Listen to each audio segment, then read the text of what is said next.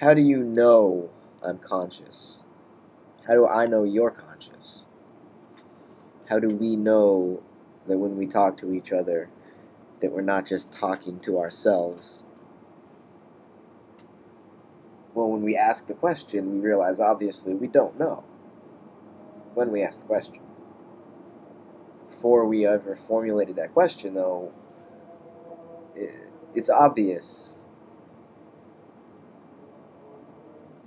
And that's why sometimes I'm kind of linguistically reductionistic in that, the reason we can't have an objective morality is because our language does not provide a truly objective medium of expression, because the medium creates the message. The medium is the message, right? Meaning language as a technology changes the way we think. It doesn't allow us to discover something that was already there. It just changes the way we see the world. So it's as much an act of creation when we describe the world with language as it is an act of discovery. We're discovering new forms of language. The world is always just what it is. It always has been, it always will be. The way we describe it changes. The way the universe experiences itself changes. Because human language ultimately can't be any different than DNA, which can't be any different than the atomic weights and the order of the system of chemicals and elements that compose all of this matter. There's got to be, it's just like phi, that geometrical consistency in nature that you'll find in so many different plants and animals in the body structure. Nature does obey certain grammatical conventions.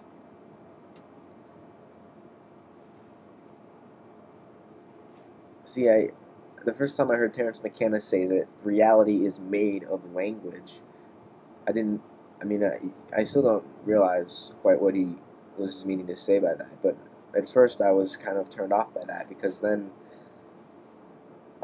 it's saying that everything is made of letters. But letters they're not what we think they are. They're sounds. They are acts. They're behaviors. Thinking is just an internally represented act. It's an act of the actor, or the actor gets to act to himself privately before he acts. So there's another actor, there's a homunculus inside the brain driving around a body. And that's why consciousness is supposedly something the brain does. Because the brain is a computer and it thinks, meaning it processes representations of a world that we perceive with our senses, like this camera perceives me. The eyeballs are just projectors onto the screen in the occipital lobe, and my hearing is just I smell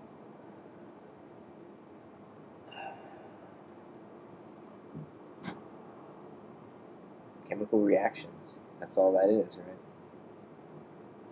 It's just a chemical reaction.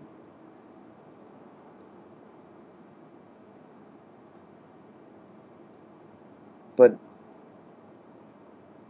okay, what is your experience of that chemical reaction?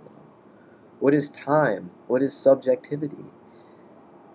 Because that's happening. That's a part of what you just called just a chemical reaction. Whatever a chemical reaction is this. So when you say that this is a chemical reaction, all of a sudden you as an individual person, a self, an ego, don't you disappear?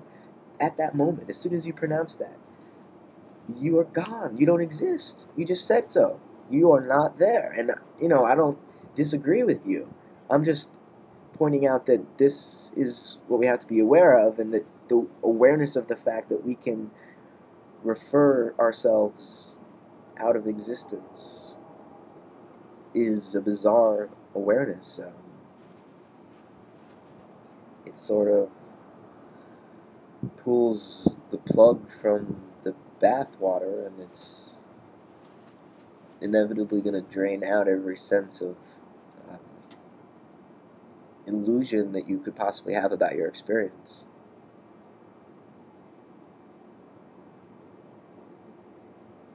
You are just a chemical reaction with light shining on it.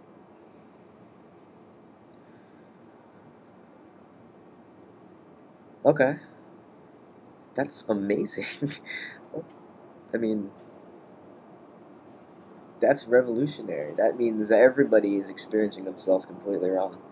We're creating an idea of who we're supposed to be, and we strive for it always, and it's this distant goal in the future that, we hope that we're good enough to achieve. But if we ever actually achieved it, then we wouldn't have anything left to do, and we'd have to, throw it away again and try to chase it down, because it's what you do. If you're done and you've achieved it, then you're ready to die. You've lived, and after you live, all that you have left to do is die.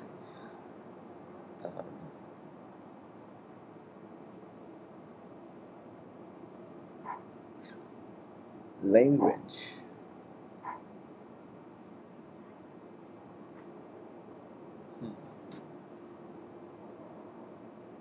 What my mouth says with sound, vibration,